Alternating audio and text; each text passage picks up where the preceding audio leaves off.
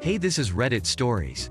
I am reading stuff. Today we will be continuing with r/talesfromtechsupport. Hit the subscribe button if you're new here. Now sit back and enjoy the stories. Why sliding computers is a bad idea. Way back in the day, when Compact 286S and Mac SE30s were top-of-the-line machines, I was the sole IT person in the company. Man, that's almost 30 years now. Time flies. Dialogue is obviously paraphrased from what was actually said. We had two computer rooms, one for PCs and one for Macs. The consultants in the company would generally use the PCs to crunch their numbers, Lotus 1, 2, 3 for DOS if you can believe it, and the Macs to do word processing, good old MS Word 5.1 for Mac, and business slides, McDraw, for presentations.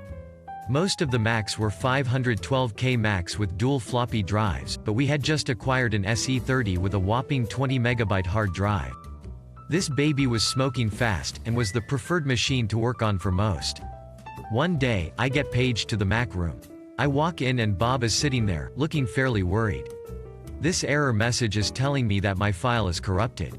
You need to recover it, it's vital for a presentation tomorrow. Okay, I'll try my best. Let me sit there and take a look. Now, Bob was known for being a bit of a contrarian. If you told him to do something, he'd find a way to not comply. So instead of getting up and letting me sit in the chair in front of the SE30, he reached over, put his hand on the side of the SE30 and slid it over to where I was standing next to him. If you aren't familiar with SE30s, or any of the original all-in-one Mac bodies, they are fairly light and top-heavy machines.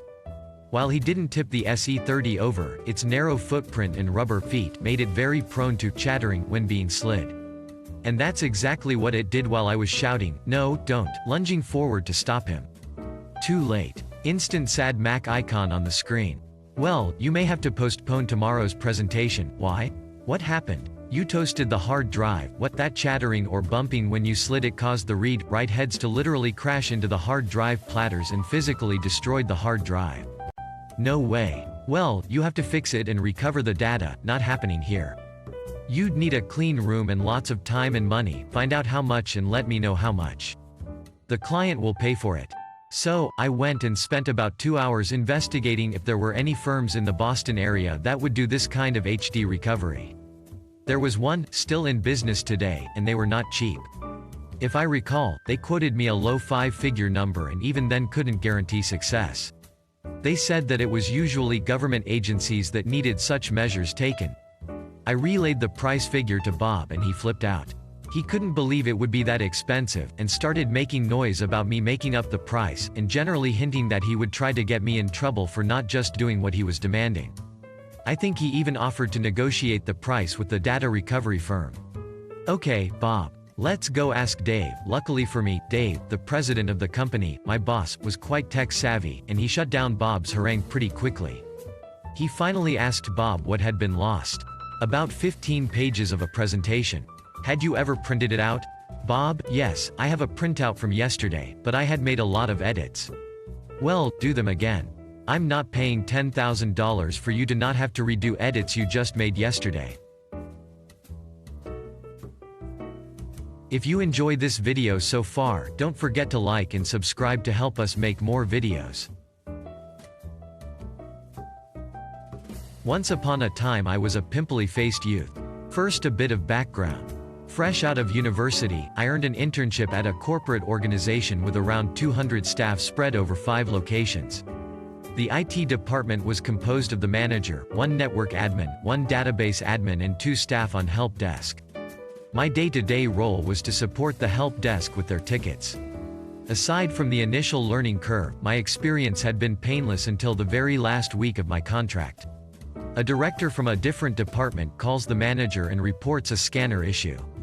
It is not procedural to bypass help desk, although it is a company culture encouraged by the manager.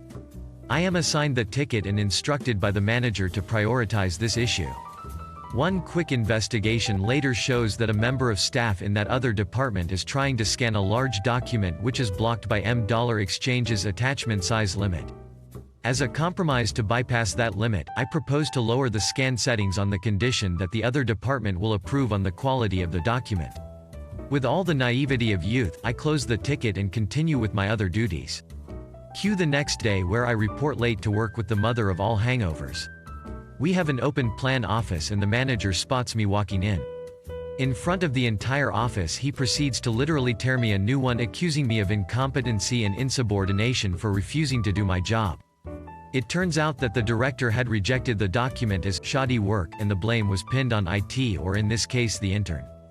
Kids, document everything or you will be thrown under the bus for the most minor of issues.